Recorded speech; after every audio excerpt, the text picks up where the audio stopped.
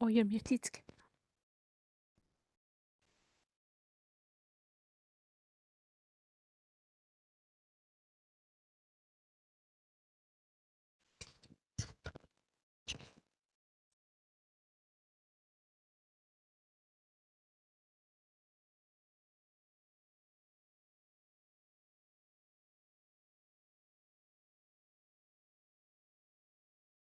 Good morning, everyone.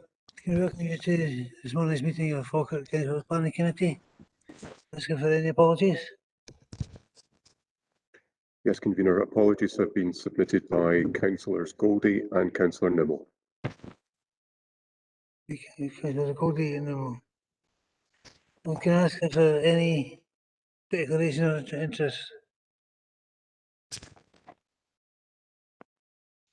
No.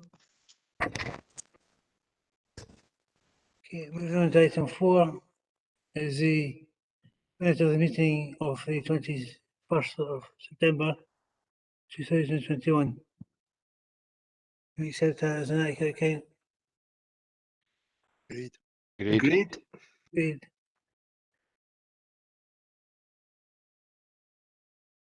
The next item is the roads issue, and it's a parking space.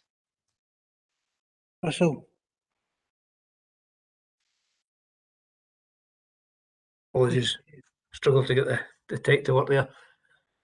Yes, this is, as members will be aware, this is a disabled space application by somebody in Lauriston, and there's been an objection to the order, and hence request to come to committee to determine an order, whether the order should be made.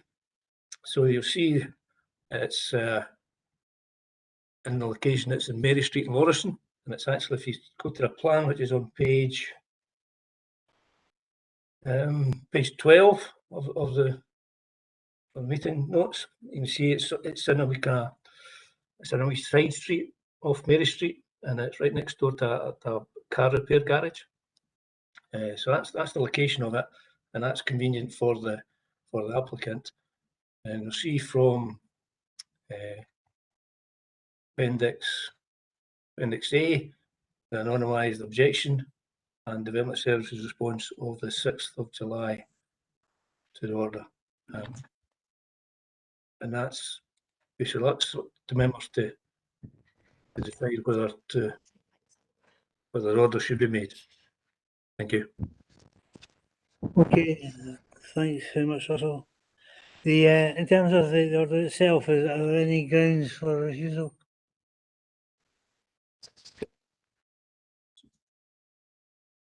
Sorry, not from a roads perspective. The legal?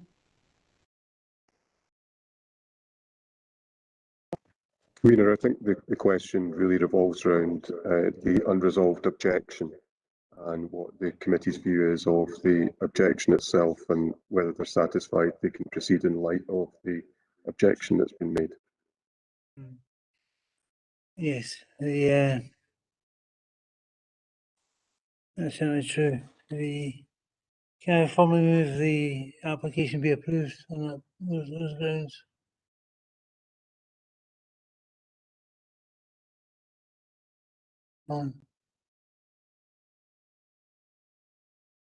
Sorry. Okay, my question was if there are any grounds for refusal, and if not, can I formally move the approval of the application? Convener, I think as stated, there's an unresolved objection to it. So the question is really, I think, whether the committee is satisfied that the objection is sufficient to, or that the answer to the objection from the officers of development services is sufficient to allow you to proceed. That's an assessment to be made by the members of the committee. But as I understand it, you are satisfied with the explanation offered by Mr. Steedman and are moving for the grant of the order. Yes, That's a only around for a short Nothing time. in the attachment. Sorry, Objection. okay.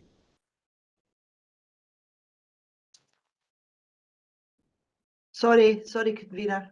Didn't realise my microphone was on there. I was just wondering what the actual bay. I know it well, and it's used regularly for people pulling in and out. I don't see why there would be an objection, other than it would obviously prevent. Recently, the garage next door that we mentioned there has chained off their forecourt part. So obviously cars pulling in to go to the various carry-out places within Mary Street. It's a very, very busy street. Well, that'll obviously prevent people pulling in. But I can see no objection to a disabled space being put there. So I'm happy to agree.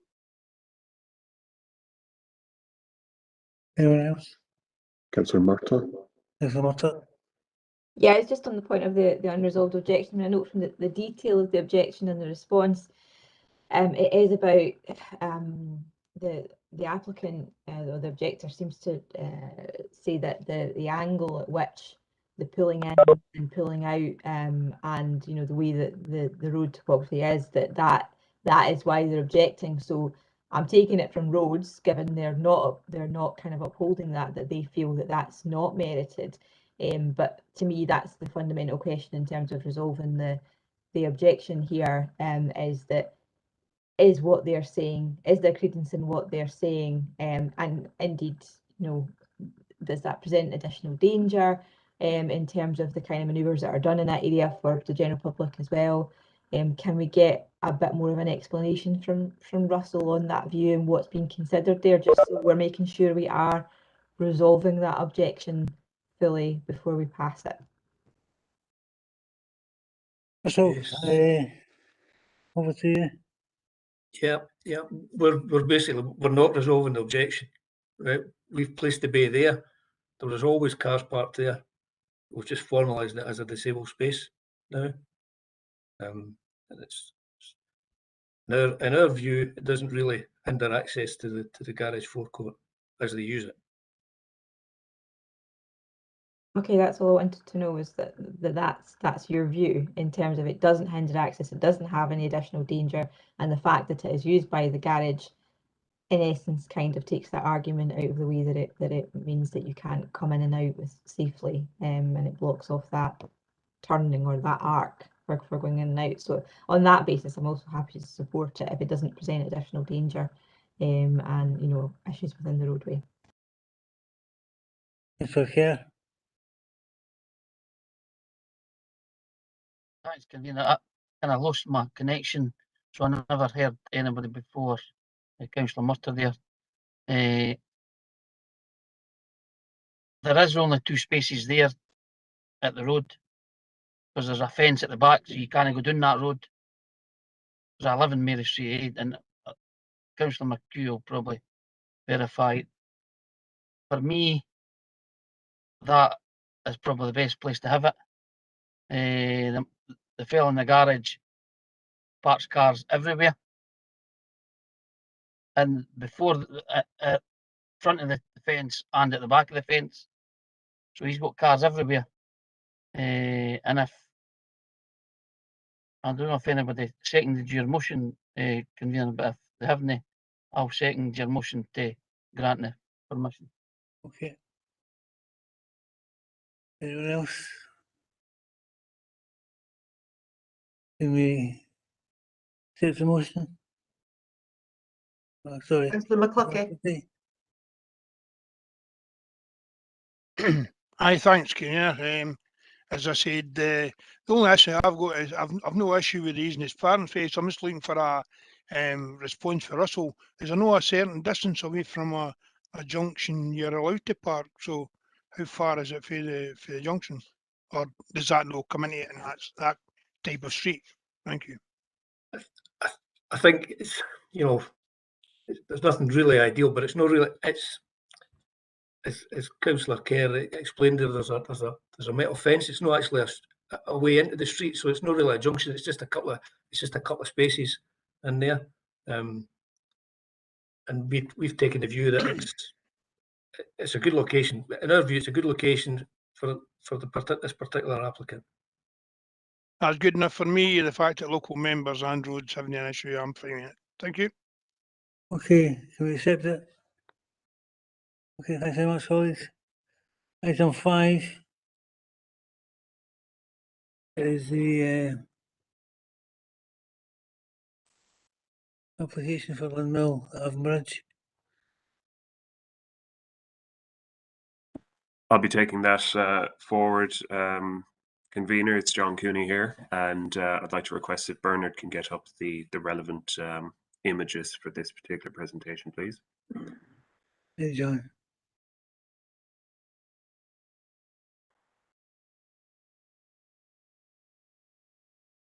So good morning all. This application is for a garage outbuilding at Lynn Mill in Avon Bridge. It's presented to Planning Committee as it is contrary to the development plan. This is because the proposed structure would straddle the urban limit of Avon Bridge, so it would be partly in the urban limit and partly out with the urban limit.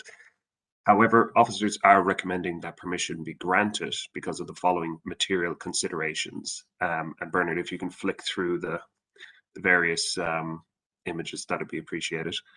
The proposed garage would cross the urban limit only to a modest extent and is located in close proximity to the existing buildings at Lynn Mill, which are in the process of being renovated following a previous planning application which was granted earlier this year. The garage would complement this existing context in terms of its size, scale and design. In addition, the site levels are such that the proposed garage would not be prominently visible in wider public views of the site. As such, those material considerations would support a recommendation for approval in this instance. Thank you. Okay, have it open up.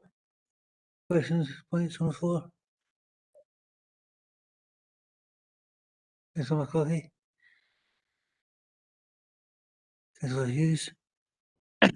I've no problem with officers have took a view that, you know, and weighed up the local plan here, which is always it's what members do as well. And I'm quite happy to go with their recommendation in this case. They've explained why. So I've no problem in moving this. Thank you. I've no problem in seconding, John. Okay. You've heard from two of the local members, excuse me, local members. Anyone else? We accept the report. Accept the recommendations. Agreed. Okay, item 6 as a deputation.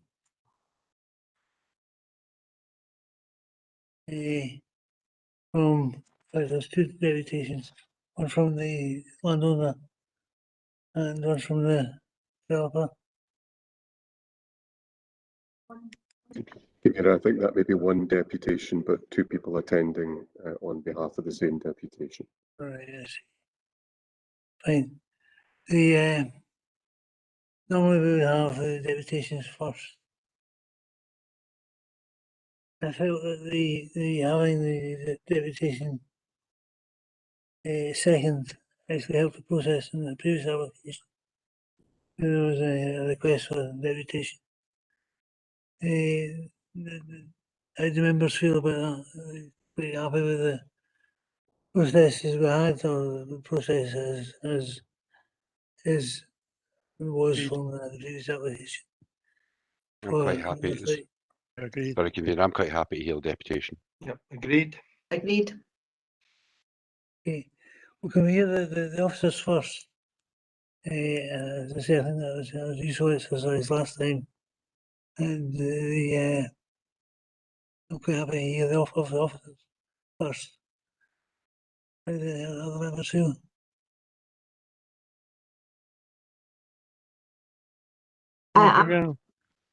Sorry. Sorry, I'm happy with that as long, I think, and I've always felt that would be helpful. It's just to make sure that so if the officers speak, that then are we going to hold our questions for officers until after, basically then we hear the deputations, have the opportunity to question the deputies and then go back to being able to question the officers? It's just from a questioning point of view so that we don't come in, because I think that sometimes it's like, you know, who you're going to question about things. So just wants to confirm that are we just going to not question the officers and go straight into deputations? No, the officers would be there to answer questions specifically for the officers. They'd also be there to answer questions from the department's position and clear up any points that any members wish to raise. What I mean, convener, is that sometimes what happens is that obviously when we have the deputations first, we question those who give the deputations, but quite often what we're doing is there will be questions that come up from the deputations which we want to ask officers then to clarify. So in that sense, what I'm saying is if we hear the officers first, do we hold our questions for those officers until after we've heard the deputations and ask them all together? Or do we kind of have two periods of questioning officers? That's what I'm trying to clarify. Well, I'm always been relaxed in terms of the on members of maximum say, and I think this opportunity is an opportunity to make sure that members have maximum say. So I'm quite happy to give assurances that if the officer came first, then immediately we would have the developer afterwards, and at which point it's open to the floor, and you can question either the developer or the applicant. Okay, that's helpful. Thanks, convener, for clarifying that. Appreciate it. Sorry, convener, can I ask a question? Surely. Is it no normal procedure to hear the deputation first before we hear officers' report? I'm only going by previous meetings, and it seems to be changing, moving away from that. Very much in your hands. I feel that the way the deputations worked, or were given the opportunity to work last time round with another application, giving the officers going first, allowed the deputation to understand maybe a wee bit more about the process.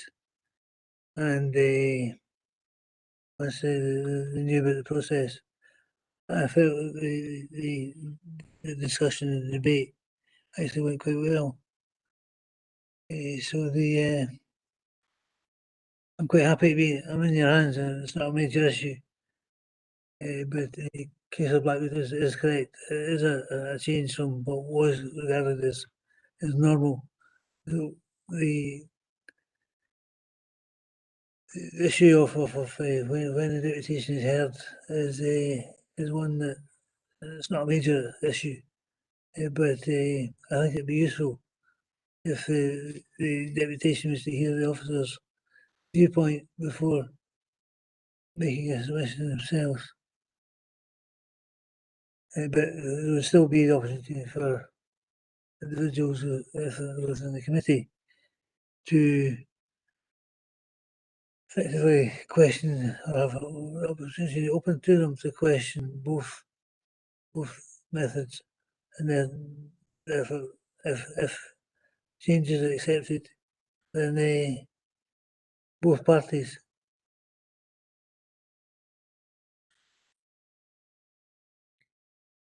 In your hands, colleagues. Sorry, convener, I had my hand up for a wee while there. Okay, sir. No, you're absolutely fine. I know it's not easy with these types of meetings. I'm quite comfortable hearing the officers first, and the reason for that is it allows us then, when we get the deputation, that you probably get a better that you've got better intelligence on the questions you're going to ask, because if you've heard the report, and then when we hear the deputation, the questions probably are better informed. So I'm quite comfortable going with that way on it. The other members feel. Mr. McCluskey. Convener, you're the convener of the meeting, and we'll do it in whatever order you want. That's your right as convener. So I'm happy to go with that and try it and see what happens. Okay. Yeah, thanks very much for that. I'm in the hands of members, and members seem to be saying at this point that they're quite happy with that change. So the officer will come first. Is anyone otherwise Happy minded? with that? Yeah, everyone happy with that? Yep. Okay. Item 6, demolition of premises in Earth. That'll be me again, convener John Cooney, and I'll request that Bernard gets up the images associated with this presentation, please.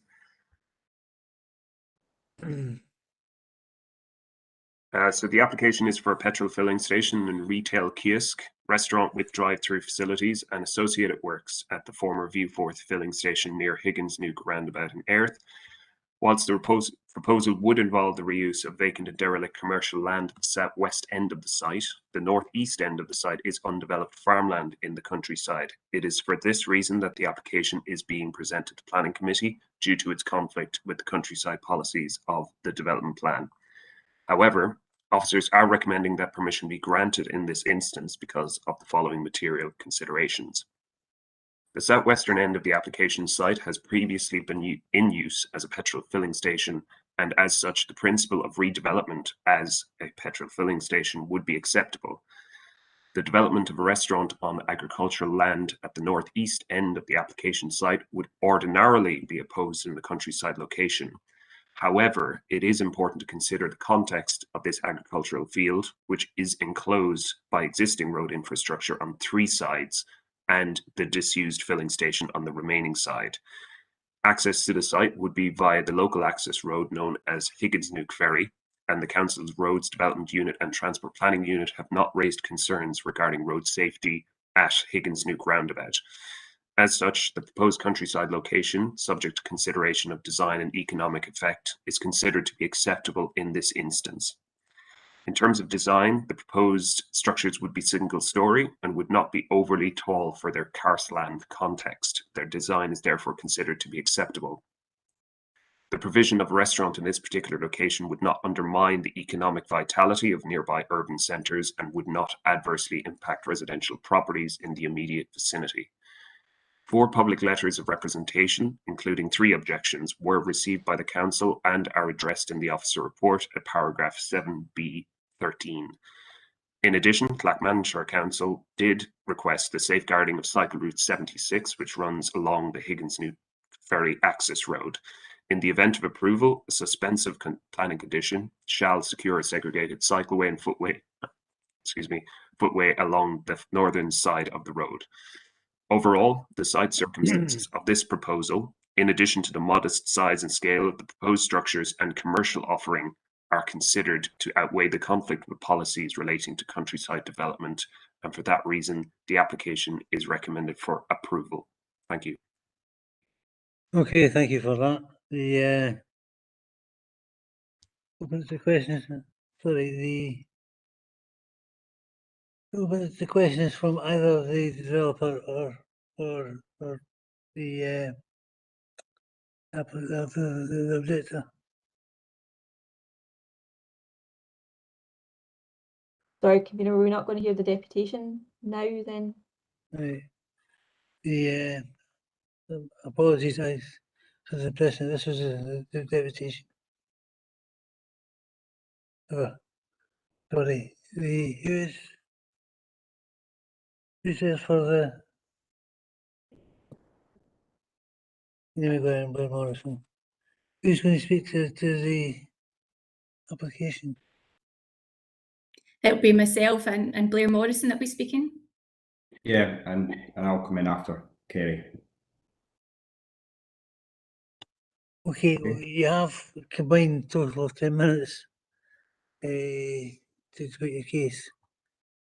After which, if it looks like it's going to overrun, I'll prompt you and we sum up that process at that time. As far as the questions, any questions that may come from members, put those to the appropriate parties as per previous discussion. Hey, Kerry, is it yourself putting the case Yes, forward? I'll be starting. Yes. Right, okay. The floor's yours. Thank you. Good morning. We would like to thank the Chair and members for granting our request to make a deputation in relation to the planning application for a proposed petrol filling station, associated kiosk and drive-through restaurant at the site of the former Viewforth filling station in Airth. We are representing the applicant TG Convenience Stores Limited, and I am the agent for the application and also in attendance as the landowner Blair Morrison. Blair will provide you with information on the site history and a statement in support of the application, and we're both happy to answer any questions that members may have. As an introduction to the applicant, TG Convenience Stores is a fuel retail operator ranked as the 5th largest independent fuel retailer in the UK, owning and operating 74 sites in England, Scotland and Wales. TGC has a strong fuel supply relationship with Shell, BP, Jet and Esso, as well as a cooperative and best ways in respect of the convenience store outlets. The company is actively acquiring new sites throughout the UK and is particularly interested in acquiring more sites in Scotland. Viewforth filling station will be their 7th site in Scotland, and if this application is approved today, they're excited to add this to the expanding Scottish portfolio. The applicant fully supports the planning officer's recommendation for approval. If the application is approved today, it will regenerate a long-term vacant site and bring it back into its original use as a petrol filling station. The proposal will deliver significant benefits to the local economy through investment in the local area and creation of local employment opportunities. I now pass over to the landowner to provide the background information on the site. Thanks, Kerry. The application site was acquired some 3 years ago following the redevelopment and upgrade of the M876 road network around the new Clackmannanshire Bridge. The site has lain empty and in its current derelict condition for more than 6 years.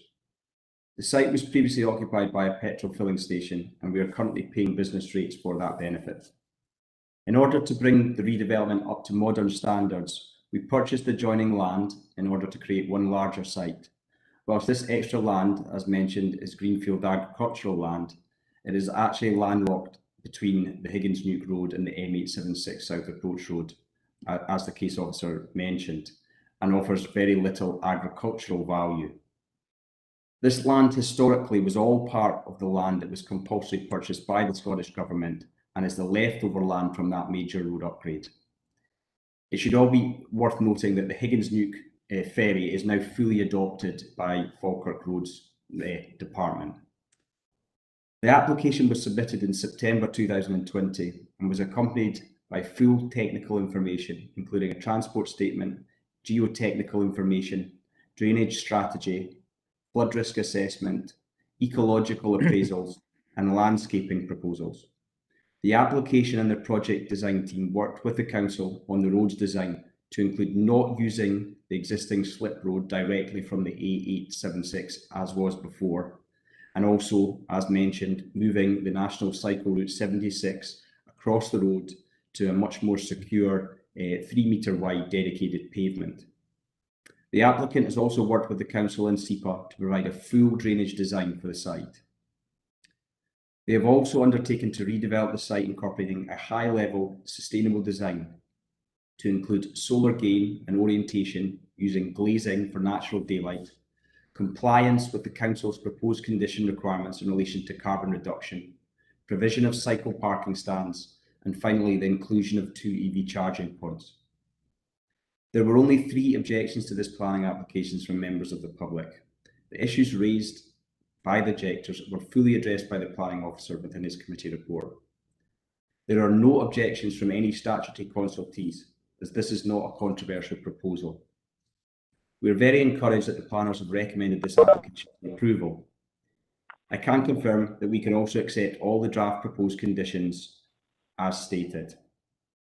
Finally, the economic argument. As detailed in the committee report, the application has been presented to committee as the granting of planning permission would be contrary to the development plan. Part of the site is brownfield and was previously used as a petrol filling station.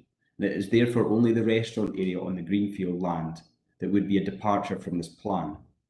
When considering a departure from the LDP, this committee can consider the positive economic benefits of each application on their own merits. This development obviously provides for permanent full and part-time jobs during and, more importantly, post-construction. A total of 55 full-time equivalent jobs will be created in the local area when both businesses are fully operational. In a post-COVID-19 world with unemployment levels at an all-time high, this investment must be welcomed on the long road to our country's recovery. In summary, we fully support the Planning Officer's recommended approval of this application, and we ask members to support this recommendation and allow the £5 million investment in Falkirk to progress. Thank you. Thank you. The questions from the floor for either party. Councillor Mercer. Yeah, I just wanted a quick clarification from John Mooney about the point that was made about the road being fully adopted to Higgins Nook Ferry. As I know there was some significant ambiguity about that and a lot of work to try to identify that. Can we just confirm that it is a fully adopted council road? Russell. During the this has happened in more recent times during the consideration of the application. So I'd like to bring in Russell actually just to clarify that point. Russell. Yeah, I don't deal directly with that. I'm just going to check the system just now, quickly. But I was party to some discussions with Mayor Scotland and Transport Scotland, and I think our maintenance guys had got things wrapped up as far as that's concerned. If they've updated. Okay, sorry, I'll just step in on the. I've been having discussions with Gordon Henderson, who I think is one of your colleagues, who's taken that forward, and there has been over the past 18 months significant work undertaken by the Scottish government through Bear Scotland, and that work has been completed. And I don't think it's. I did actually look this morning, but I think it's on Gordon's. He's got the plan and he's looking to update your records. But I have had email confirmation from him that they have taken that forward and all the works have been completed. That ties in pretty close, convener, to my understanding. In fact, I'm just looking at the council's location centre just now, and the road is coloured as though it's as adopted. So yes, I can confirm it's adopted. Okay, it's just it was a significant, as a local member, it's been a significant point of trying to clarify. There was a point made that it's not going to impact it's not going to impact at all on any residential property. But I think, as we saw from the pictures, there's the former roadhouse and in more recent times tile bathroom, which is directly across the road on the Higgins Nook Ferry side. So it will definitely impact on that residential property, whether that's a material consideration or not. But in my mind, that's clearly slightly inaccurate to say that's not going to impact on residential property. And there is another residential property just down the other side of where it would come into the slip road as well. So I think it probably is not, to my mind, completely representative to say that. Questions, I suppose. I mean, I am, although the petrol state. Sorry, John, do you want to come in on that? Sorry. Thank you, Councillor Murtagh. Just to clarify what I said in my presentation, it was that there would be no adverse impact. I'm not saying there isn't any impact. I'm just saying that the impact would not be harmful to nearby residents. And obviously, this is in the context of a petrol filling station that's proposed right next to a major trunk road, the A876, which is a dual carriageway. So there is a lot of impact already from that existing road network. And this particular proposal is from the transport statements is not going to generate. It's going to be mostly serving passing traffic rather than generating a whole new amount of traffic along that trunk road. So that's something we've taken into consideration in coming to the approval recommendation. So I understand that. However, I take a contrary view to the the adverse impact. You know, from where I'm situated and sitting just now, I'm in a cul-de-sac where I'm in this, you know, in a road that's next to my house. I have the main road behind me, which passes absolute loads of traffic. But if you put a petrol station outside there, where you're going to have that same traffic coming in and out, in and out, in and out, in and out, constantly past my house, that is going to have an adverse impact. So I think I understand that there is a trunk road there, but I also understand that what's being represented to me is not the same as what the character of that road actually is. Yes, it's next to a trunk road, but we're talking about a national cycleway. And at the moment, what I'm concerned about, and I see the additions to the plans in terms of the cycleway, which is very welcome. But at the moment, what we have is a very, very well used and important national cycle route that connects the Round the Forth. It connects the commuter routes. So then you have to go up that road to go over the 76 to come into Falkirk and go towards Grangemouth. It's a very important link. And it's also at the moment adjacent to at that point where the access is going to be on that roundabout. We as a council have temporarily closed that road to any vehicles to be enhanced spaces for people walking and cycling route. And it is the main route used by the local residents for walking and cycling. And that's why we closed it, and obviously under temporary measure, but because it's a very well used and important walking route. So having a huge increase in volume of traffic on the ferry road will impact significantly on local residents, on the health and well-being of local residents. And at the moment, putting in a segregated cycleway when you have a dedicated 100% traffic-free road section joining it is a huge change. And these plans, although I welcome that they've been added, were not originally in the proposal, so they weren't really being thought about with that in mind. And when you're saying there's been no objection from statutory consultees, but one of the other things I feel kind of the context, I mean, also I know this area very well because I live here and I walk it constantly and cycle it constantly, but there is a petrol station. I remember when that petrol station was there, but there is another petrol station adjacent. How far away is the current petrol station, which you... Sorry, we're on questions at the moment. Is there a question there somewhere?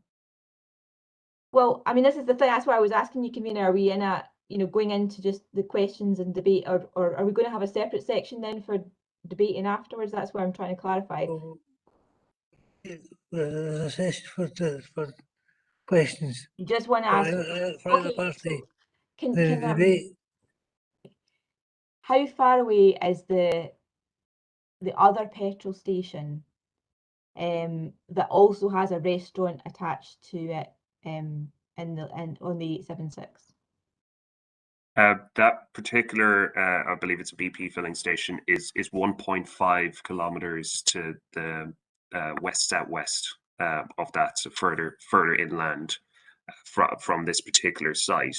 But what I would also mention is that, and to commend the applicant actually for, once we raised the issue of ensuring that cycle Route 76 would be safeguarded along Higgins-Nuke Ferry, the applicant immediately took measures to revise the drawings to insert that 3-meter wide segregated, and my understanding it's a curbed route, so it'll be completely separate from the vehicles that would be accessing the proposed site. So it is providing quite a generous replacement of that cycle route along the same route, but ultimately on the northern side of Higgins-Nuke Ferry. So I'd just like the record to state that the applicant did move quickly to allay those concerns that were also raised by Clackmannan and Shire Council earlier this year. And then the neighbours who were originally consulted on the original proposal were then notified again of that update. And when you're saying that about the significant change and the way it looks, because at the moment on the plan it's like a strip, 3 metre cycleway strip on this, so that on the kind of house side of the ferry road, but they're still going to have to cross over to then access the left that goes up towards the flyover, as that's the way the 76 goes. So they're still going to have to cross over that road where you now have both, petrol, restaurant and HGV traffic coming that you wouldn't before. Has there been an assessment done on that impact specifically then? Because that's the dangerous part from my point of view. Well, it's important to note as well, and if Bernard can bring up the, I think it's midway through the slides that I, when I was talking, they were up. So if Bernard can bring up that document again, just to show the proposed site plan and where the accesses into the proposed development site are. They're much further up Higgins Nuke Ferry, away from where the dwelling house or the point where cycles or pedestrians would be crossing over Higgins Nuke Ferry to go further past the old Ceramica tiles. So I don't have the cursor, unfortunately, but you'll see that there isn't, so there, Bernard is circling there's a residence there and the old Ceramica tiles commercial premises. Then you'll see on the dark blue shaded line is the proposed 3 metre wide cycle route, and you'll see that the end of that, the nearest access, the most southwesterly access to the proposed site is actually quite a bit of a way further up Higgins Nuke Ferry. So where the cursor, so that's the entrance into the restaurant where the cursor is now. And if Bernard, if you'd like to hover over the other more southerly entrance, you can see that is no vehicles would be turning left out of there because it's a dead end. And therefore, we're satisfied that there wouldn't be the conflict at the end of the cycle route once the segregated part ends. So the conflict to which you refer, Councillor Murtagh, wouldn't really be borne out in reality, because cycles would be going past the access and not coming into conflict with vehicles egressing or entering the filling station area of the site before they would then join Higgins Nuke Ferry to go further southwest towards the overbridge that you pointed out. And what is I'll just stick to the question here, but so what is the speed limit going to be on that bit of road, on the ferry road?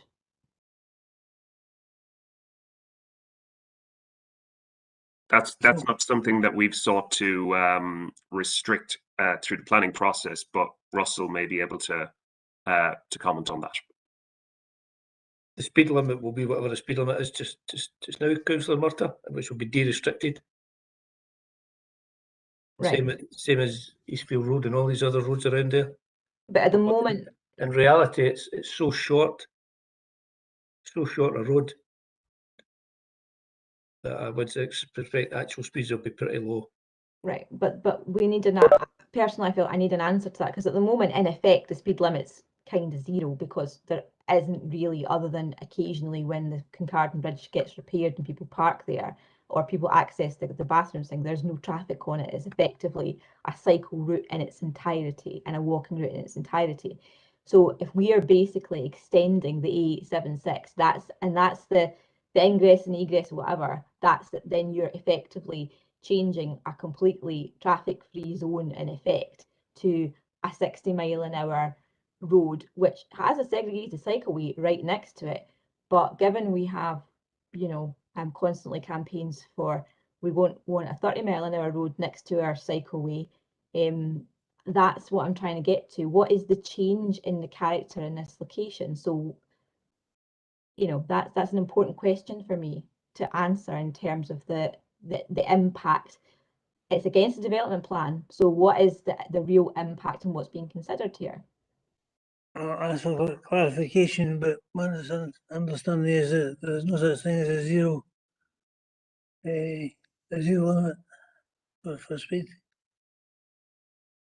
Indeed, what I'm saying is, what is the change? So is it at the moment? That's what it is, and we have closed the section of that road adjacent, so in effect it is a zero limit because there's no cars allowed on it, and that's the character which members need to consider. It's not a case, the way it's been presented is this is next to a busy trunk road, therefore it's not going to really have an impact just because it's in the countryside, whereas I don't see it that way, and that's not the character in which it's viewed from the other side of the road. It's might be viewed from the 876 side of the road, but what's been put in the ferry side is going to materially change it. So I want officers to justify and answer the questions as to why they think it merits going against the development plan. Okay, can I put that question to both the developers and the and planners? I'll just respond from the officer point of view first, convener, before passing over to the applicants. Yes, absolutely. I've walked along that road myself during my site visit. It is a quiet road. People do park down there and have their lunch and whatnot. We saw that by putting in an access into the proposed site, or two accesses as the case would be, one to the restaurant, one to the filling station, yes, there would be an impact on that road. And that's exactly the reason why we've negotiated and secured a 3 meter wide cycle and footway to mitigate that impact to users of National Cycle Route 76. And I completely agree, it's important to make sure that that is not affected. But our view was that this was the best way of mitigating that impact, and to ensure that there wasn't unreasonable conflict between vehicles accessing the site and users of that cycle route. Yeah, thanks, John. And on behalf of the applicant, we totally agree with that. Obviously, at the moment, it is deemed to be a quiet road. The petrol station has an existing consent and an existing entranceway and exit that could be used. Obviously not fit for purpose because of the condition and the derelict state of the building. But what we've done is bring that junction further up with a view that it does take away and it is safe at the turning end of the cycle route. We've also made sure, as part of the process, to work with Bear Scotland and work with the Roads Department on the cycleway, making sure that the full verge is adopted by the council, and obviously the specification of that 3 meter wide requirement can be delivered, and then it's handed over to Falkirk Council's Roads Department once it's complete to that standard. And sorry, if I can just add in as well, as Blair mentioned, the history of the site is important. There was a petrol filling station here, there was an existing point of access. We appreciate that time has changed, and that's why we've agreed to the mitigation in terms of provision of the footpath and cycle path. And as part of the planning application submission, we did carry out a transport statement, which has fully assessed the transportation implications, and this has been agreed with Transport Scotland and your Roads Department. Can I ask, though, in terms of the planning history, because it's important for the planning committee to understand this too, the previous access was not through the ferry road. Where was the previous access from to get to that petrol station?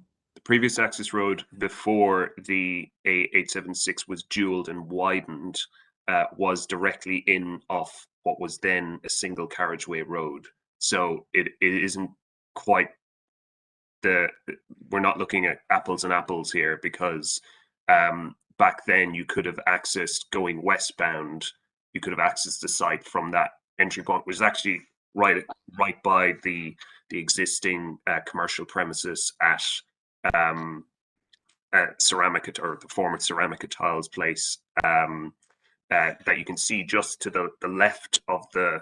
I've drawn a kind of a rough site plan there in black, but the premises to the left of the site, the former entrance was directly in off what was the single carriageway road. That's not it's not something that Transport Scotland would actually support, having such an exit off a dual carriageway, and obviously there would be difficulties with any access from westbound traffic. So I can see why the accesses have been proposed from Higginsduke Ferry, which is obviously accessed from the roundabout.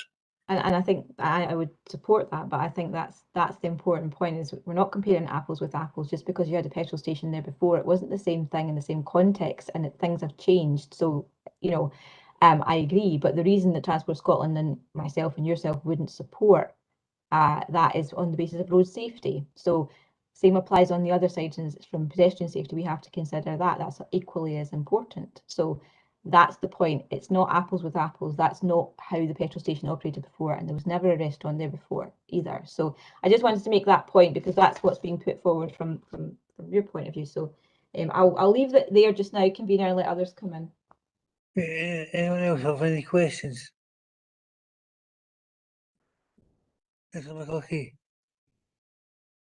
Thanks, convener. And I was going to be funny there and ask what speed the cyclists go at, because I know the race round Sloman, and I'll tell you one, they can shift, you would struggle to catch up with them in a motor. But as I say, can you tell me for the planning side, obviously they're saying that the majority of this site is brownfield site and develop, so that we could open it and improve it, you know, and develop it as is. So if they done that, how would that impact on what's here? Because they're only a small part of this contract, the plan, isn't it? There's majority is inside in the plan. My understanding is that the brownfield areas is less than half of the total 0.85 hectares. So it's approximately about 0.5 hectares is the greenfield, and the 0.35 thereabouts is the brownfield. It's not for me to assess the viability of whether the petrol station on its own could be economically viable. That's for the applicants to comment on. We've assessed the proposal in front of us. Right. Well, next question is, it was mentioned that the road has been adopted. How does that go? The fact that if Falkirk Council's agreed to adopt a road, I take it an adopted road anybody can go along. Is that not right? Once it's done. So That's correct. Yes, and Right, it's so bear in mind that this road was all part of the accommodation works that were done as part of the M876 dualling. So the fact that it's adopted, it's been adopted from Transport Scotland basically, because a year ago they were responsible for the road. It was still publicly managed, if you will, and it's just now it's taken all this time, believe it or not, to get agreement with Transport Scotland about remedial works and all the rest of it on these roads to get them adopted. So it's adopted. So this is going to be adopted anyway, and all sorted and used as a road. So everything's going to change anyway, and development can go in half the site. So I didn't see any issues in relating to that. The question was raised earlier about how far the nearest petrol station is. I don't believe material consideration is on that in petrol station, as there's an overdevelopment in licensing. But I do not know that there's an over provision. You know, somewhere somebody's house or shop or anything. You can plan and answer me that. Is that a material consideration? How far away? Just last week we had a petrol shortage and we were looking for a petrol station. You know, so is it relevant? you pick up this one. I think it's of limited relevance in this instance. Obviously, you have instances elsewhere in Scotland where you have petrol filling stations right across the road from each other. This one is to 1.5 kilometers to the west southwest. You know, we looked at this on its own merits. It wasn't a case of, you know, this particular filling station would have an adverse impact on another petrol filling station. That was not considered in the same way as impact in a town centre would be. So it's not something that featured as a material consideration in our assessment. Right, my last question is on objections, convener. I take it this has been advertised the same as ever planning permission. And I see that the community council has no objected. There's 3 objections, 2 from West Quarter. And I hope it's not overlooking they're complaining about. And the other ones from Alloa. I don't see that as how far away is that, the address in Alloa. But I didn't see any community council or any other person nearby having an issue with this. We do know there's cycling clubs and walking clubs and a whole host of things. I didn't see any of them objecting. Were they consulted or had an opportunity to voice their concern? I certainly think so, but we'll ask colleagues here to for clarification. It's worth noting the representations and not every representation was an objection, but there were 3 objections. Representations that were submitted by parties who do not actually live near the site. They had an interest in land near the site.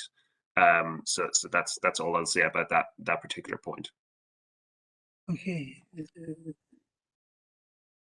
That's fine. Any more questions? Suppose. Thank you, convener. And I appreciate what John Cooney has just said about how the commercial interest has had a low effect. And a bit like Laura, it's part of my ward, and I know we keep talking about the petrol station that exists, which is just off the M876. However, that's a petrol station, a restaurant, and a hotel. And it obviously takes a lot of passing trade, and I appreciate that business is business ultimately, but the applicant actually brought up the point of jobs created in their presentation. Unfortunately, there's a potential here then of jobs lost as well, because my concern is that with this placed on actually directly on the site of the motorway, that the current petrol station restaurant may be really adversely affected. So I don't know that the creation, I don't know how they've done the business side of that. And I know John said there's only a small part. I would maybe suggest it's got a slightly bigger part, given that there was the applicant that brought it in. Can you maybe explain how you've looked at where you're looking to draw the business from? Yeah, I could just explain that the business will be drawn from passing trade, so that will be mainly attracting rather new journeys to the site. It'll be passing people that are passing already. They'll draw into the site to refuel and rest, and perhaps go to the restaurant as well. Yeah, and just to say, there's obviously it provides more choice. It's a different offering. Obviously, that restaurant, the businesses in question, I think, is a Subway and also a Brewers Fayre destination sit-in restaurant. And this is a separate new business coming to the area that doesn't necessarily directly compete with them in terms of what they offer. Okay, is there any more questions? Can I open it up to members of the committee to either ask questions, move or second proposals? I move grant the application in line with the Officer's recommendations. I believe they've done a good job there, and they've took into regard the improved cycleway at the side and different other things. So I'm happy to go with Officer's recommendations. I move grant. Okay. Yeah, I'm happy second. Thank you very much. Anyone else? Ms. Murtagh? Yeah, I'm not satisfied with the entirety of the way the application is at the moment. And I think I just want to pick up on the point Councillor Boyce just made. It's not a question of, we've had before where we've approved a petrol station in the middle of a town and, there's an impact potentially economically on another one. It's not about that. It's about the whole point is that this is against our development plan. And if we have to approve something against the development plan, there has to be mitigating circumstances to that. If the mitigating circumstances are partly economic, then we have to consider the wider context of that. So I do think it's relevant to say that, the other site is a off a roundabout, you come off, it doesn't impact, you come back on. This is going to be, as you pass, people will see it and potentially that will then impact.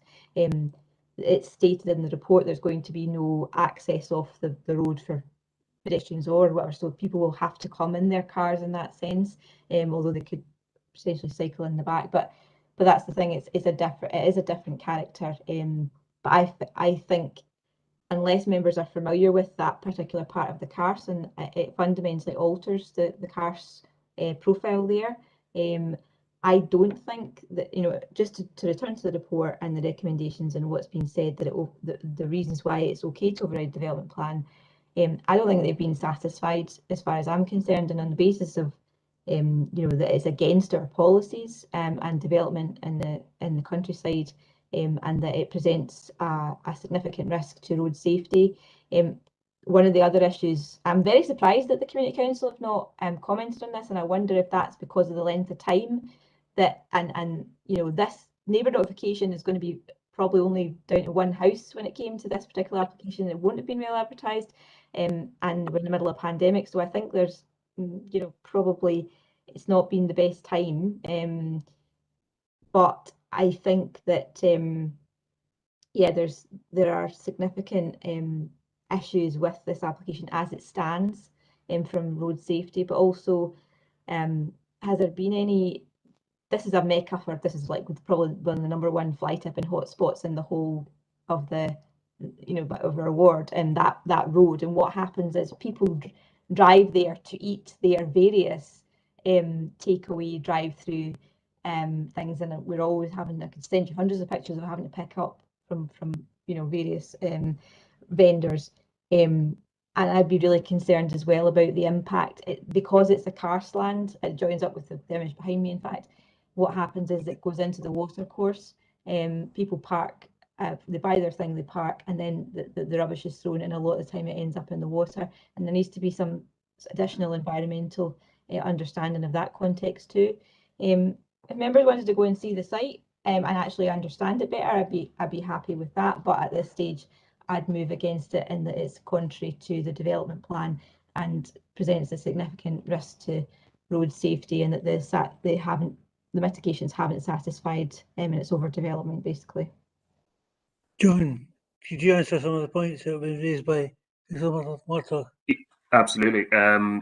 So just on the topic of neighbour notification, yes, the application has been with us for some time, but it was publicised in the Falkirk Herald, as would be the case with kind of limited residential neighbours in the vicinity. So that was done for this particular application. So the Community Council would have had the opportunity to comment on it had they seen it advertised, and also on the council website, as they no doubt do from time to time.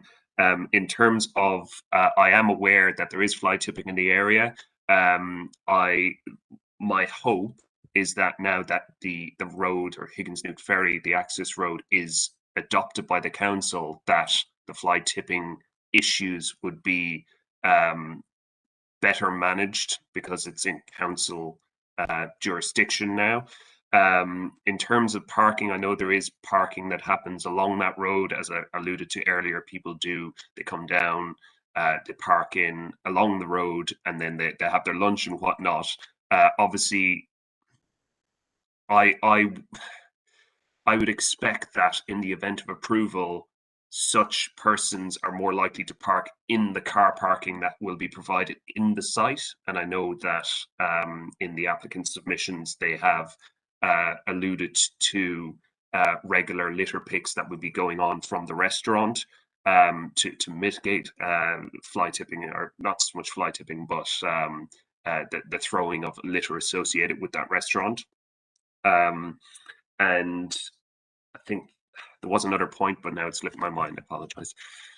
I think to be honest, one of my main concerns is about the pedestrian and the cycleway and the national cycle route. And what I'm not seeing is an impact on the wider an assessment of the wider impact on the route that joins up with Earth and the golf course. The fact that that is a single track road which has been closed at the moment temporarily, but for very good reasons. And what happens when the Queensbury crossing or the Old Forth Road Bridge gets closed for weather purposes is that all traffic is diverted through this way. And what then people try to do here is that they use that road as the shortcut so that they don't, and it's very, very dangerous when people use that road, and any increase in traffic on that road is a risk to motorists, but more importantly is a risk to pedestrians and to cyclists. And that's why I'm uncomfortable with it will encourage, in my mind, people to drive on that road, go and sit in the nice countryside location and eat their whatever ends up being the end user there, as they already do, throw their stuff, and increase road safety issues and increase litter problems. And that's my concerns are on safety as much as they are on environment here. I don't think the full character of the area is being understood by the way that it's being reported, to be honest. Okay, thanks for that, Councillor. Could I just interject there, convener? I have remembered the point I was going to make before Councillor Murtagh came back. It's worth noting that we haven't actually received any objections, and we have received comments from Transport Scotland, our own roads development unit, and our transport planning unit, and none of those three bodies have objected to this proposal on road safety. So it's worth just noting that, and it's in the officer report. Okay, anyone else? What we have is a motion that's been moved and seconded. And Councillor Hughes put his hand up. Convener, it was just a quick question in relation to 7A19, page 37. Could you enlighten me again on where it says a cycle path would need to be secured via suspensive planning condition, as it is out with the red line boundary of the application site. In this respect, the proposal would accord with policy IR 06. Could you just unpack that again for me? Gladly, Councillor Hughes. So the red line boundary of this site does not include the cycle path itself. So as is the case where use of land out with the red line boundary is required for a mitigating circumstance such as a replacement cycle route, we put into effect what's called a suspensive condition. It means that until the works associated with that cycle route, which is out with the applicant's ownership, but obviously isn't a council adopted road now, until those works are complete, certain works within the application site in the event of approval cannot be started. So that's what a suspensive condition essentially does. Right, thank you. Councillor. Thank you. Okay, well, again, what we have, if there's no one else.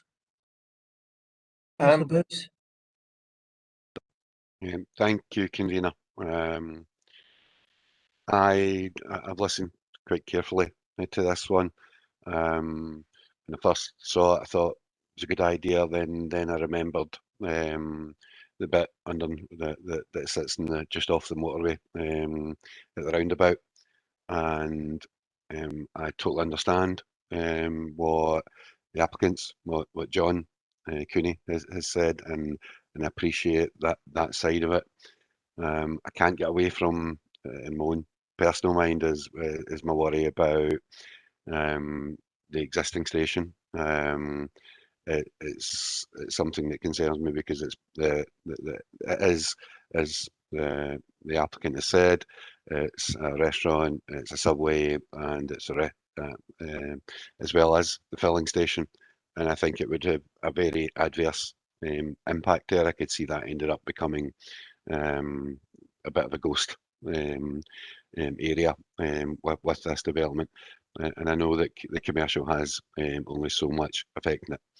However, from what I know of the area, and a bit like Laura, I use the area quite regularly, whether I'm going up through to Earth or if I'm going across to Fife or Clackmannan. And I know the area really well. I am Councillor Murtagh, I understand, hasn't been seconded at the moment, and I am going to second Councillor Murtagh's amendment to refuse. Okay, anyone else before we divide? No. Okay, can we divide? Yes, thank you, convener. And there is a motion to grant, subject to the conditions set out in the report, and that motion is moved by Councillor McCluckie and seconded by Councillor Blackwood, against which there is an amendment to refuse the application, firstly as contrary to the development plan, and secondly as representing a significant risk to road safety, which is moved by Councillor Murtagh and seconded by Councillor Bowes. Councillor Alexander. The motion. Provost Buchanan. Motion. Councillor Blackwood. The motion. Councillor Bowes. Sorry, I couldn't find my mute button. Amendment. Councillor Hughes. The amendment. Councillor Kerr. The motion. Councillor McHugh. For the amendment. Councillor McCluckie. Motion. Councillor Murtagh. Amendment. And Councillor Nicholl. For the motion.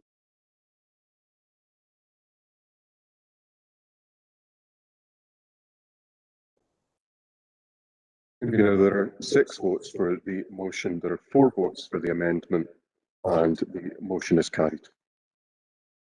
Yeah, thank you very much. For moving on to item 7.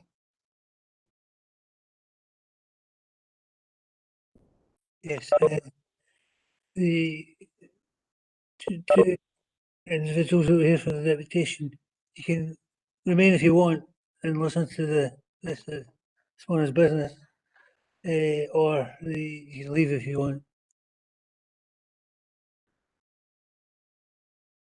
Okay, item 7 is a change of use of open space to private garden ground at Torwood. Yeah, that's me again, convener, John Cooney.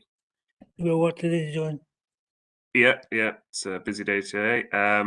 Bernard, if you can get up the relevant images for this one, please.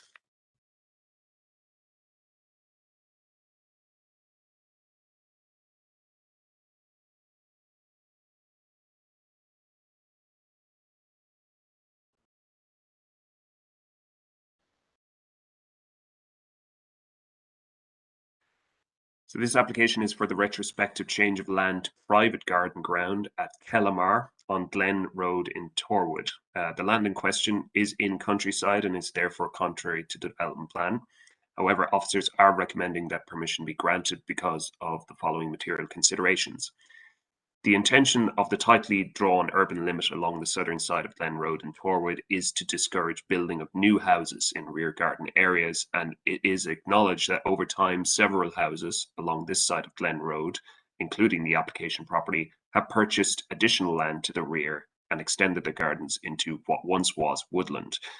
This established context of extended private gardens with a consistent rear boundary line and the fact that no new house is proposed in this instance is such that the retrospective change of use of this modest area of land at the rear would be justified in this particular instance.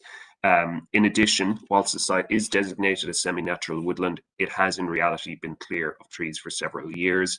As such, the loss of designated woodland is considered acceptable in this particular instance. It is noted that at the time of the officer site visit, an outbuilding was under construction within the area of land proposed to be changed to private garden ground. This structure does not form part of this planning application, and the Council's next steps regarding this matter will depend on the outcome of this application. For example, if it's considered permitted development or not in the event of approval, or requires planning permission in either case. There was one representation received for this application which objected to encroachment of public open space. In response to that, we can confirm that the site is privately owned and is not designated as open space in the local development plan. As such, the material considerations above would outweigh the conflicts with development plan policies, and the application is recommended for approval. Thank you. Okay, thanks for that. We'll open up to members.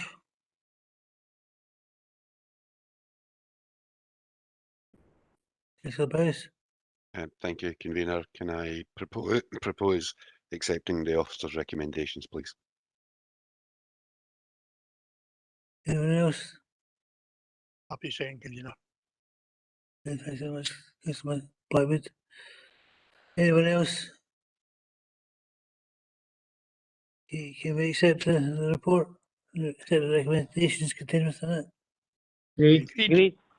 Yeah, thanks very much, colleagues. Item 8 is the dwelling house at land to the south east of Bridge Falkhout.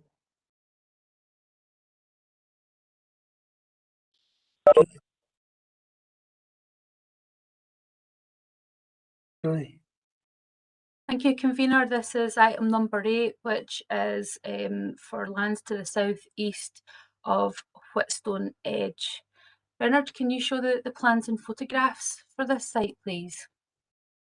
So this application relates to the development of 2 detached dwelling houses at the former Candy Brickworks. Planning permission was granted in 2011 for the conversion of derelict brickwork buildings at the site to form 3 dwelling houses. The refectory building was converted and is now occupied as a dwelling house, and this application relates to the site of the former kilns. Planning permission was granted by the Planning Committee in 2017 for the erection of 2 dwelling houses on the site. This was justified on the basis that the kilns became unsafe and unfortunately had to be demolished. This application, although on a slightly smaller site than the 2017 application, represents an amended design proposal for the 2 new houses. No issues in principle have been raised by consultees, and we've not received any objections to the proposed development. The application is presented to Planning Committee today because it's assessed as being contrary to the development plan, specifically policy HC05, housing in the countryside. However, members should note that there's general compliance with all other development plan policies. The application is recommended for approval in this instance because it's considered that the principle of the development of the site for new housing development has been established by the earlier planning approvals. And this application, in effect, although it's a new owner and slightly smaller site, it seeks a new design proposal for the new houses at the former kilns. It's considered that the redevelopment of the former kiln site with the proposed replacement housing would respect the rural character of the area, fit within the landscape setting and established historic settlement pattern, and would achieve a high design and environmental standard. It's considered that the previous development of the site and high design standards proposed would mitigate the impact of the development in the rural area and outweigh any concerns that the proposed development does not accord with the provisions of the development plan. It's recommended that the Planning Committee grant planning permission in this instance. Thank you. Thank you. The open to those members on the floor. Councillor Blackwood. Councillor McCluskey. Right, thanks, convener. I remember being out here in 2011 with the new provost, and we went out and looked at that site, run down brickworks and that, and planning permission was given for free, and one's been completed. So this is just to go back to the other 2, I believe, in it, on this one. So officers are quite right. Certainly better than a derelict brickworks in the Nance area, and it's been a brownfield and site in the past where, as I say, development happened. So this would be beneficial in the Nance area. So I've no problem once again agreeing with officers' recommendations. Yeah, anyone else? As one of the local members, I too would agree with officers in this particular application. Convener, it's Councillor Kerr. Yes, yeah. Thanks, Convener. Similar to Councillor McCluckie, I would support the application. I support the officer's recommendations of approval, as it will be better for the other two houses built than what's already there. So, Councillor McCluckie proposed that. I'm quite happy to second it. Thanks, Convener. Okay. Convener, as the other local member, I certainly wouldn't like to be out of step with my colleagues, so I fully support what John and James have said. And I'm in favour of granting the application. Okay. Agree. Agreed. Item 9 is the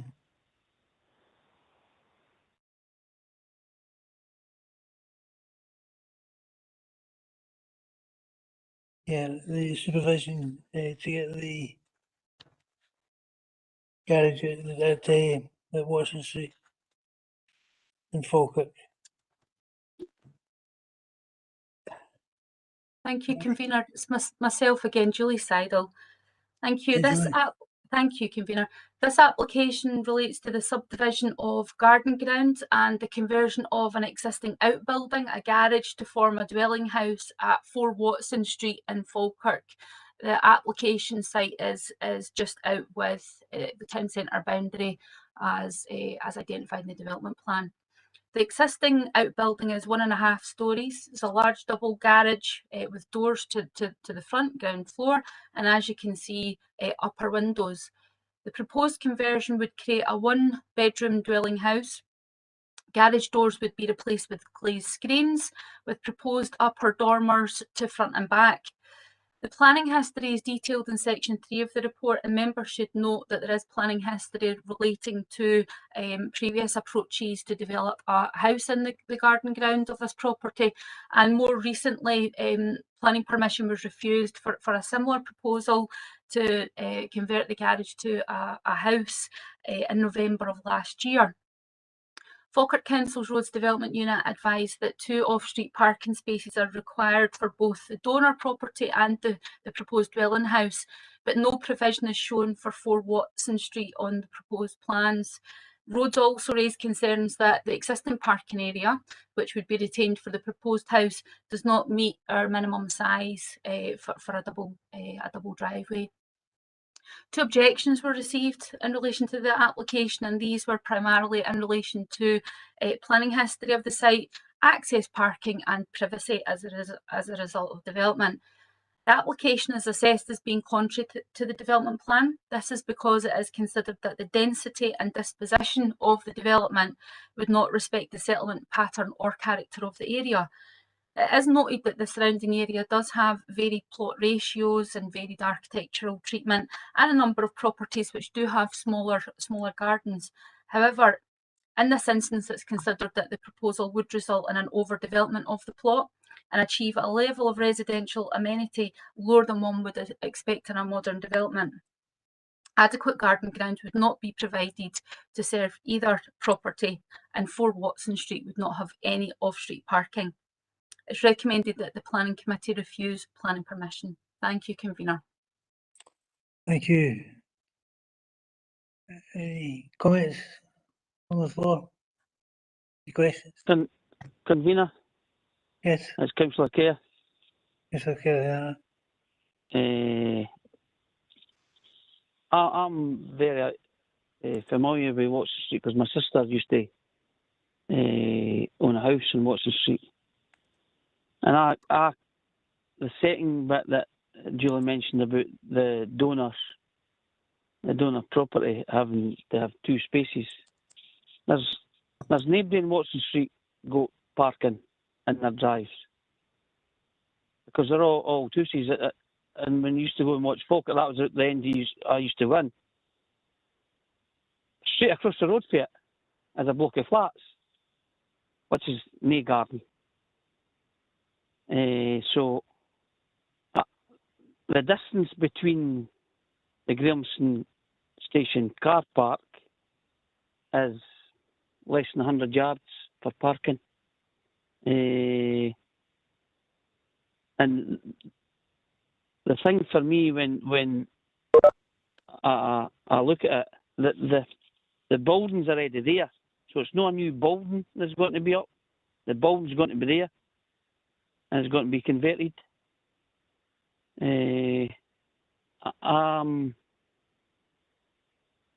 I would like to propose that we go against the officer's recommendation and approve the application, convener. Thank you. Okay. Is there a seconder? Or any questions? Sir McCluskey? You're on mute.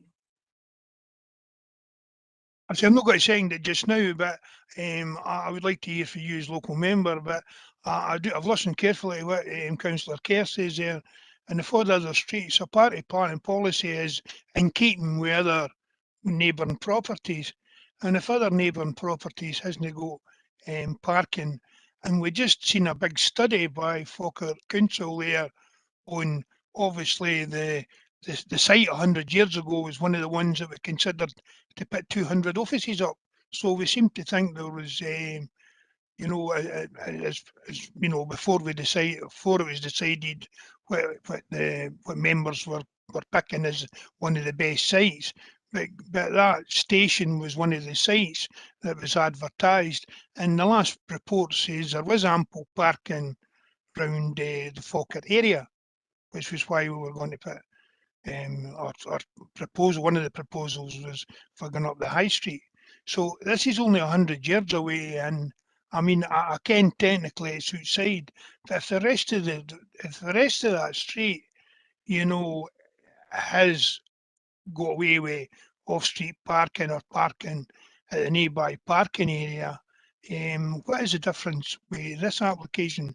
Because like you say, it isn't a new building. If it was a new building and you could see that, but clearly they're converting, which happens often. On any new site, we put in every house we are added on garage, and then within a year they're all coming in, you know, looking to turn that into another bedroom, you know. So it's no different for any other a similar application. So just a couple of points here. I would like to hear from Rhodes about the parking issue at this stage, and then I'll listen to other members. But I would like to ask about the parking from Russell in relation to this, because if it had been in the boundary if it was 100 years over, we would have been saying there's ample local parking area. You know what I mean? How do we judge this?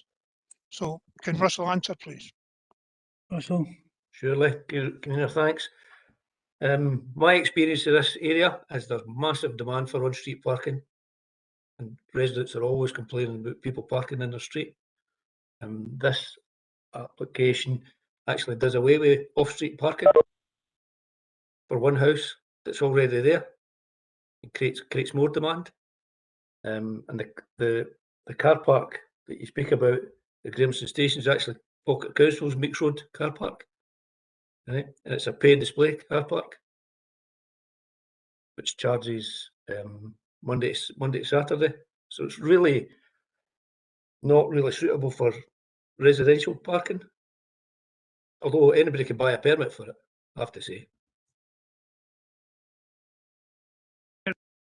It was just on what Russell was saying there. There was an application before where applicants were going to go and make an agreement with the train station to get so many spaces. was it no a dentist thing or something like that came up there or something, and they were going to, they had an agreement that they would purchase or hay so many parking spaces. My memory's rotten, as you know, but it was just something like that happened before. So could that be done? Could somebody, you know, go and purchase a car parking space from us, you know, for permanent kind of thing, or for use? Yeah, the thing is, Councillor, that's not the applications before us. Applications before us is entirely different. Right, thanks. This year parking, the comment was made, I think, by planners that there was no off-street parking in Russell Street. There is considerable off-street parking in Russell Street. Recent developments have at least 6 properties into that particular category. And Sorry, convener, can I ask whoever call in 3 is if they mute their phone, because you keep hearing noises and it's coming over, it's conflicting with yourself speaking, sir. That's been done now. So there's off-street parking has been created. Very tight street, Russell, Watson Street, and it's I agree very much with the conclusions been reached by the planners on this one. I don't think the site is suitable. We've had the specification to be below what is acceptable, what is regarded as acceptable by the planners. And you know, but really, anything you want to add?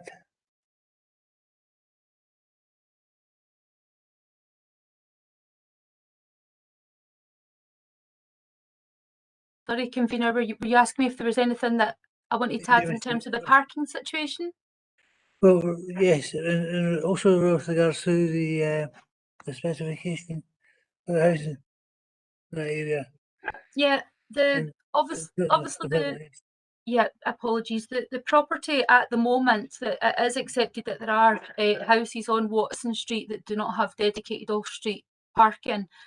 Some of the properties that are on actually the same rows as this property, and that's because it's a historic street. It is very restricted. It's narrow, as you said, and there is high demand for on-street parking. But this particular property does have 2 off-street parking spaces, although they're of restricted size at the moment. This particular proposal would remove those parking spaces from the donor property and would seek an intensification of the site by creating a new dwelling house within that site with limited access to garden ground for both properties, a shortfall in parking demand, and in my view, a lower level of residential amenity than we would expect in a modern housing development.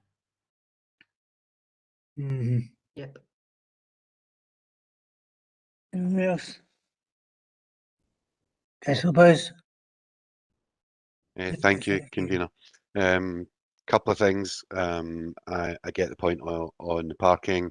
I get it from both sides actually, but that's not actually the main thing that I want to talk about. As Julie has already covered about the overdevelopment, and looking at page 94, if that's the scale of the building compared to the plot, and given that the front section of it was including 2 parking spaces, I would tend to agree with Julie's professional opinion on the overdevelopment. My other concern is that when you looked at the drawings earlier on and there seemed to be dormers, and then that means then you're going to have an overlook onto the back gardens of the 2 properties on Alma Street, which I think would concern me a little bit. It's not as if it's back in the line of the original properties in Watson Street. It's right on the edge of those houses.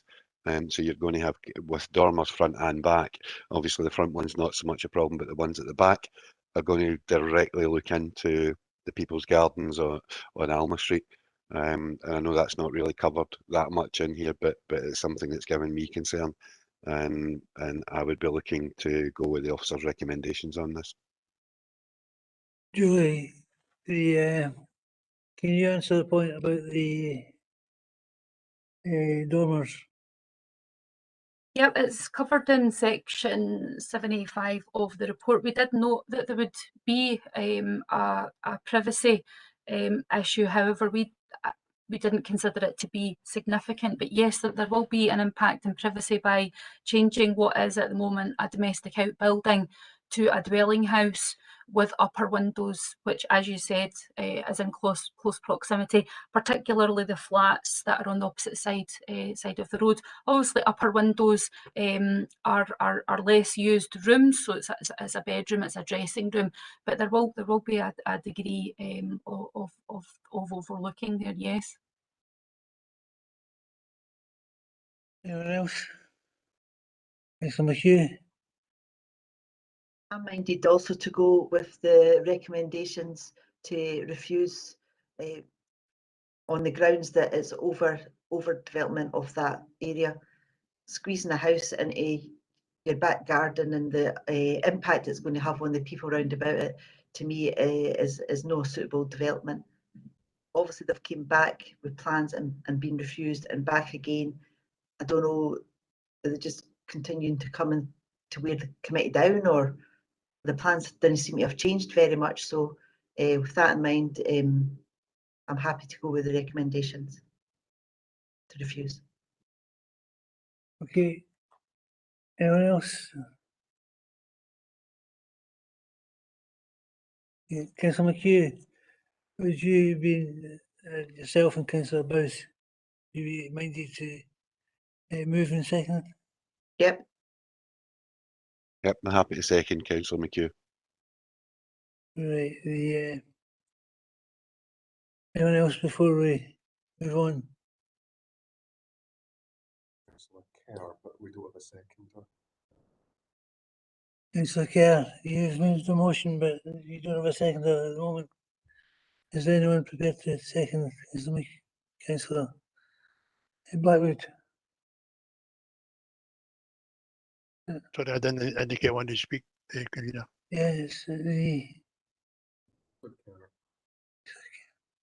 So, convener, just to confirm, Councillor Kerr at the beginning of the debate moved the grant of the application, but as yet we have no seconder for that motion. So I think you're establishing here whether there is a seconder for the motion, but as I can see, no one is indicating that they're proposing to second. And that motion, if they're in the absence of a seconder, would fall. Convener, what I said, I was waiting to hear from the local member, the convener, you know, before I made my mind up, because obviously that's his ward then. So that's the reason. Okay, thanks for that. Well, if there's no seconder, then obviously the amendment falls. So can we accept recommendations of officers in this case? Agreed. Okay, thank you very much, colleagues. Your attendance this morning and contributions. Thank you very much. So thanks to the chair.